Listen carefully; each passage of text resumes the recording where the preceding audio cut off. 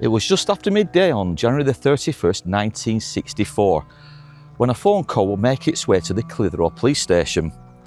Within minutes, police had arrived at number 8 Derby Street. What they would find was truly horrific, for the body of a lifeless 75-year-old man would be discovered.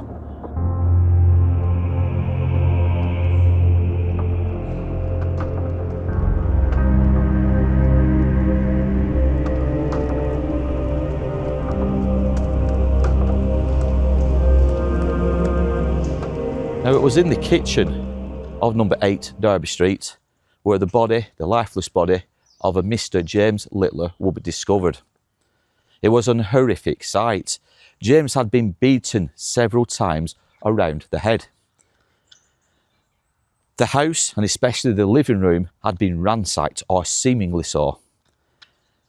But there was hardly any evidence other than the cupboards, the drawers, the kitchenware, and other items and objects being strewn around the house. James Littler was a widower, and his wife, Margaret Ellen, had passed away just 5 years earlier on the 9th of July 1956. Now, together, James and Margaret had a son and a daughter, Thomas, who was born 21st of September 1916, and Elsie, born the 17th of January 1925. The 1939 census records do show James living at number 8 Derby Street, along with his wife Margaret and that of his 2 children. The life of James prior to his horrific murder in 1964 is one of simple means. He once was a married man, married to Margaret. They had 2 children, and his wife died shortly before his murder itself. He once fought for the Lancashire Fusiliers, but he was disbanded from the army due to being severely wounded, I would presume during battle. He was a former bricklayer, and then in his retirement, he got interested in fixing things, most notably people's watches. So this would have put him in the public eye somewhat. Quite a few people would have visited the home at 8 Derby Street and the home of James to drop their watches off to see if they could be fixed. The police were very quick to initiate an investigation into the death of James Littler. They immediately searched the entire property. Now, the property where James lived at number 8 Derby Street was a 2-up, 2-down, a modest terraced house. James lived at the gable end of that row of houses, but it was quite small inside. Now, the living room itself had been ransacked, and the police were very quick to assume that the old motive behind the death of James was that of robbery.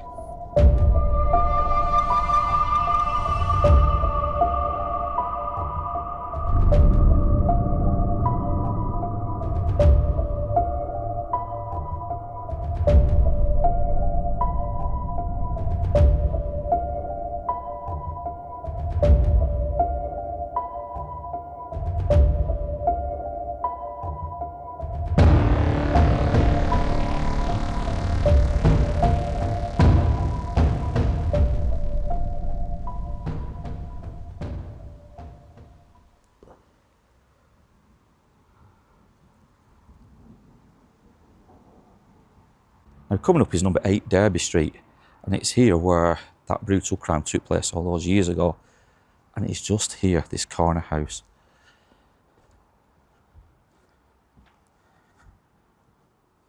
But round the back here, and I am whispering because obviously people live around here, but around here is where Joseph Masters would have walked that evening on Thursday the 30th of January 1964. And there's a good chance Joseph would have gone in a doorway just on the left here, and the house and the back door of 8 Derby Street is just in front of us.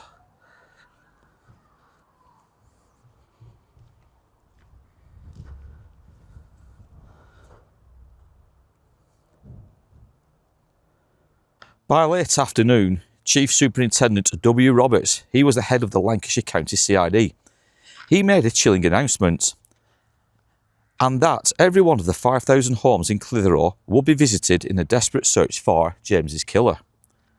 Not only were nightclubs and pubs visited by the police on the 31st of January, the same day that James Littler's body was discovered, the police would also come out and say that every single male over the age of 16 would be fingerprinted if deemed necessary.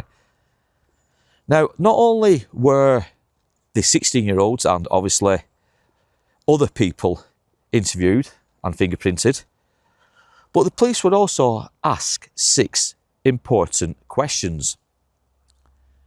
Those 6 questions were simply, did you know James Littler? When did you last see him alive? Have you ever visited his home? If so, how often and when was the last time? Were you in the vicinity of Derby Street between 5 p.m. and midnight on Thursday, January the 30th? Did you see anyone acting suspiciously? And finally, do you know anyone who was in the habit of visiting Mr. Littler? Now, it was that final question that would prove to be extremely valuable to the police. Do you know of anybody visiting Mr. Littler? Now, one man in particular came to the forefront of the police investigations, and that was the name of Joseph Wilson Masters, who was a 22-year-old coal delivery person. And one of the routes in which Joseph himself used to undertake was that of Derby Street here in Clitheroe. With the police now obviously investigating a huge amount of people, there was a lady by the name of Elizabeth Kennedy that would come forward. And she told the police that she had known Joseph from their school days and that she had spoken with him at the Wheatsheaf Hotel on the 30th of January. Now, apparently Joseph had told her that they were after me. I had broken into my mother's gas meter and I've had a fight with a bloke and got some money off him. But where was Joseph Masters at this time? Now, it seems that Joseph had moved in with Patricia, his girlfriend, over in Padiham, some 3, if not 4 days prior to the events of the 30th of January. And on the day of the murder, so Thursday the 30th of January 1964, Joseph told Patricia to wait for him. He then got on a bus and he made his way back here to Clitheroe. And this is when he would encounter James. He would knock on the back door of James's house. James unbolted the back door. Joseph made his way in. They had a cup of tea together. And Joseph would then ask James if he could borrow some money. James apparently turned round and said to Joseph, "Isn't it about time you got yourself a job?" Now, I can only assume either Joseph was no longer working as the coal delivery man, or he may be having part-time hours and needed a full-time job. I don't know. But certainly James said to Joseph, "Isn't it about time you got yourself a job?" Joseph then turned and said, "Well, look, I need some money because I want to start afresh with Patricia. I want a new life. She's pregnant." Now, apparently James then laughed at this either excuse or this lie about needing the money because she was pregnant. And James turned around and said, "You'll get nought from me." Now, this infuriated Joseph somewhat. And Joseph would later go on to tell the police in his statement that James kept, well, best for want of a phrase, taking the mickey out of Joseph and his situation. He was swearing at Joseph, using foul language, and this only made Joseph even more and more angrier. The two men finished a cup of tea and Joseph made his way out of the back door. But at this point he was raging. He says he picked up a brick, and when James was at the back door of the kitchen, Joseph has took this brick and has took a swing at James. In the kitchen, he has commenced hitting James over the head with this brick. But Joseph would tell in his statements that he cannot remember doing it.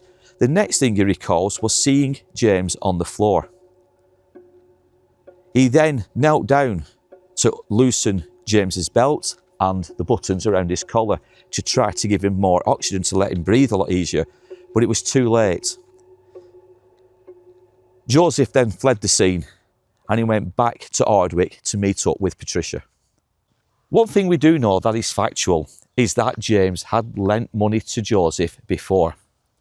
But one thing that we don't know is if Joseph ever repaid his debt back to James. Let's say, for argument's sake, Joseph never repaid any debt back. He went to James's house just hoping and assuming James would help him out one more time. James, as we know, refused any financial help. Despite Joseph, I don't know, maybe emotionally blackmailing James into thinking or stating that Patricia's girlfriend was pregnant, but this didn't wash with James on this occasion.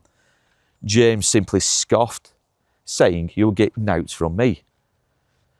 It's hard to know for sure if, like I said, Joseph ever repaid his debts. Perhaps, like I say, James thought this was going to be one debt too many, and this is why he didn't offer any financial help to Joseph. We will never know. But one thing we do know for certain is that poor James suffered that night, that evening, at the hands of Joseph Masters.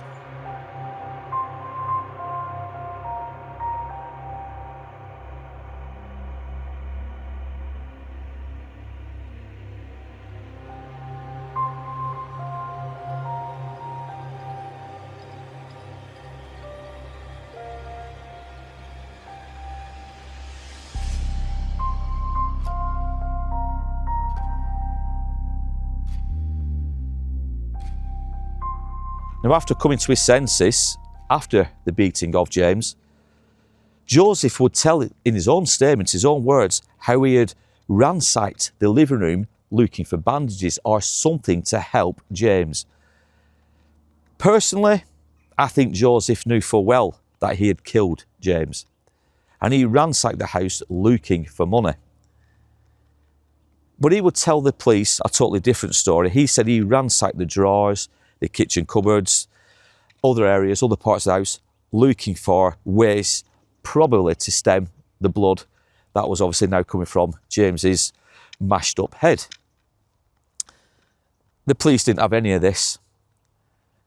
As far as they were concerned, Joseph had gone there for one reason, and he wouldn't be leaving that premises until he had got what he wanted, and that was money. Upon returning back to Manchester and Ardwick, and upon meeting up with his girlfriend Patricia, Joseph would tell her that he had £7 in cash, but he had also hit a man. Patricia, she advised Joseph to go to the police, or at least contact the police, to try and explain what had happened and why he'd hit this person. Joseph, he turned around and said, "No, I can't do that." Joseph, you see, thought that the man he had hit was now dead. Now, interestingly, it does seem that Joseph left number 8 Derby Street without a single penny, because Joseph made his way over to his mother's house, which wasn't too far away. And after cleaning himself up, he then raided the gas meter, where he admitted to Patricia he took £7, between £6 and £7 in shillings out of it. So Joseph, not only did he visit an elderly man's house in the hope of getting some help, he also took the life of that innocent person for absolutely no reason. He walked away from number 8 Derby Street with absolutely nothing. On Saturday the 1st of February 1964, and just a day after the discovery of James Littler's body, Joseph Wilson Masters would be arrested by police. And it was a former proprietress in a hotel in Manchester, which Masters and his girlfriend Patricia had stayed in. She would later tell the authorities how Masters had confided in her that he didn't mean to kill him, in reference to James Littler. And he would go on to say that he didn't know until he saw it in the papers that obviously James was dead. With all the overwhelming evidence now pointing towards Joseph Masters as being the person responsible for the murder of James Littler, the police charged Joseph with the willful murder of James. He would face the jury at the Lancaster Assizes in May of that same year. Joseph's defence team would state that Masters himself had never intended to rob or kill or harm James in any way, shape or form. But the court would also hear the gruesome details of what occurred that evening and how Masters had gone to James's home. Yes, he asked for money, but then they would also hear how Masters had attacked James in a fit of rage when he was refused any help. Joseph Masters,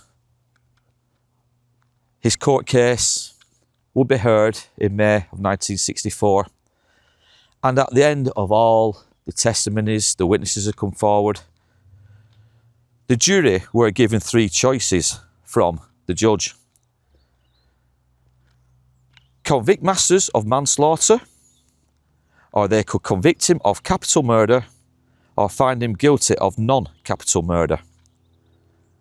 But after 3 hours of deliberation, the jury would return with their verdict: guilty of capital murder. Joseph Masters would be sentenced to death by hanging. Now, interestingly, we've just finished talking to 2 elderly gentlemen who know this story really well. One of the men, I'll just say his name was Danny, he spoke of how he was around 12 years old when this horrific story took place all those years ago. And he said he remembered coming out of school and seeing all the press reporters outside Derby Street with the flashing cameras. And he turned around to one of his mates and said, "Ooh, something's going on down there." He also remembers, again at the age of 12, taking a watch to James Littler's house to be fixed by his mother. He says, so his memories of James are quite vague, but he did say he always remembered him and he was always well spoken of. James was always well spoken of by other people. He was a friendly man, a friendly character, but kept himself to himself. Now, the other gentleman, whose name, sadly, I don't think, did we, Vic? Did we actually get his name? Did get his name? No, he never mentioned his name. But he said that he remembers Joe Masters really well. And what did he say, Vic? He said he was a wrong 'un. Right from the start. He said right from the very start, he says he was always a hot-tempered young character, a young man. Yeah. And that does back up some of the newspaper articles we've got about Masters, in that he was always in and out of jails for one thing or another, for theft, for violence, for robbery. But there was always something wicked about him, and this gentleman kind of backed that up. We have also, while we're here, been looking for the final resting place, not only of James, but also that of his wife, Margaret. So we know his wife died a few years before James, but we also know that James is buried in the same plot with his wife, Margaret. We have burial record, but it's incomplete. Now, Liz Nash, who works for, I think, the Clitheroe Council, she deals with requests when it comes to plot locations, and she kindly sent us this burial record, but even she admitted in the email to us that she would need to contact the caretaker, the groundsman, for more information, because as you'll see with the overlay, that burial record is incomplete. All we have is the number 8, row A, but where that is, Liz doesn't know, and we certainly don't know. We've spent 2, if not, 3 hours, would you say now, here at Clitheroe Cemetery, and we're none the wiser. We've pretty much checked all the headstones. There is 1 or 2 we probably have missed. There is 1 or 2 that are badly weathered, but we just can't seem to find poor James or his wife Margaret, the location to where they're buried. There's also some missing. And as Vicky said, there is also a lot of headstones sadly missing, which is usually the case when we come to these stories. It didn't take too long before an appeal was set up to hopefully get the death sentence commuted to life imprisonment. The first appeal, however, was dismissed by the Home Office, but on June the 1st, a second appeal, this time, will be successful. A petition bearing thousands of names from the National Campaign for the Abolition of Capital Punishment was submitted to the Home Secretary, Mr. Henry Brook, and the governor of Walton Jail on the stroke of midnight entered the prison cell of Masters and told him that his sentence had been commuted to life imprisonment, and he was later transferred to Dartmoor Prison to serve out his sentence. It was on the 23rd of November 1979 when Joseph Wilson Masters was finally released, freed from prison. But this wasn't the first time or the only time that Masters had been out of prison. It was in March 1976, Masters disappeared from HMP Tlakaelel Open Prison in Gloucestershire. A massive police cordon was thrown around the area with roadblocks put in place. But months went by before he would be finally recaptured after being spotted in Clitheroe in 1977. In 1984, Joseph's parole licence was revoked and he was sent back to prison, this time for arson and theft. Now it seems that Masters and prison just didn't get on together. And back in 1986, 2 years after being sent back to prison, he yet again escaped. But after just one night of freedom, police managed to pick him up. In 1996, Joseph was back up to his old tricks, this time escaping from Wormwood Scrubs, where he only had a couple more months of his sentence to serve. He was in a pre-release hostel, which allowed him to work outside of the prison in the daytime, but he had to return at night. Now, the Deputy Governor of Wormwood Scrubs told the press that Masters had been under the halfway house scheme, which would have meant his release in just 6 months' time. But just 2 weeks later, and at 10 p.m. on Monday the 17th of January, Masters was apprehended at Darwin Railway Station after a tip-off to the local police. He was taken into custody before being transported to Preston Prison to await his return back to Wormwood Scrubs. Now, the final chapter on all that we can say about Joseph Masters is that he died in November of 1997, and that is where our trail comes to an end. We've tried looking online for any burial records, any clues as to where Joseph Masters is interred, but again, we've come up short. Now, what makes this case all the more interesting is that in the same year, 1964, 2 other criminals committed a similar offence, this time in Cumbria. 2 men murdered a man known as West. They went up to his house simply to rob him of money, but they ended up taking his life as well as taking £10 in cash. These 2 men, however, Allen and Evans, they would be sentenced to death by hanging, and that punishment did take place. One was hung in Manchester, the other in Liverpool. Now, we're not going to go into their story, that's for another day. But these 2 men committed the same offence, that of Joseph Masters. But why were they hanged and Masters wasn't? The crimes were similar in nature, but the only difference is these 2 men actually took £10 in cash, whereas Masters, it was proved, he took nothing from the home of James. So Vicky, why was Masters saved from the gallows and the other 2 men weren't? Shouldn't have been. He shouldn't have been. No, 100% shouldn't have been. Why? Because it was clearly clear murder. There was, what's that word? There was no, that word. Did he plan to go and rob? I don't think he planned to go and rob. I do think from everything you've said, he planned to go and ask for a lend. Yeah. Whether he was giving that money back, what he was borrowing all the time, Which I touched upon which earlier. we don't know. But whether or not something's happened which kicked off, he said no to him, he's obviously kicked off and killed him. He's killed him. So like Allen and Evans, they went up, they travelled all the way up to this guy's house, they took £10 cash, they stabbed him and beat him several times, and he was a dead man. Yeah. They suffered the ultimate punishment for the crime they committed. Masters, as we know, went to James's house, asked for money, was leaving the property without having any money. Yeah. He snapped, he picked up the brick, went back in the house, and that's when he killed poor James. He's still left with no money. So again, as the Home Office, not the jury, because let's not forget, the jury on both cases convicted both criminals of capital murder. Mm-hmm. Both were given the death sentence. The jury was right. So the jury, in your eyes, were right. Yeah. The Home Office, however, that is the person in charge at the time. They review the cases and they either dismiss the death sentence and obviously change it to life imprisonment, or they say, no, we're not going to intervene. In this case with Masters, they intervened, and like I said, he got life imprisonment, whereas the other two didn't. So I'm thinking, had the Home Office looked at the cases, or looked at Masters' case, decided he didn't go there with the intention to kill. He actually only went there, as you said, to borrow money. But because he left with no money, he didn't steal, perhaps that was enough to say, well, yeah, something transpired. It wasn't pre-planned. It wasn't planned. He snapped, okay, life imprisonment is justifiable.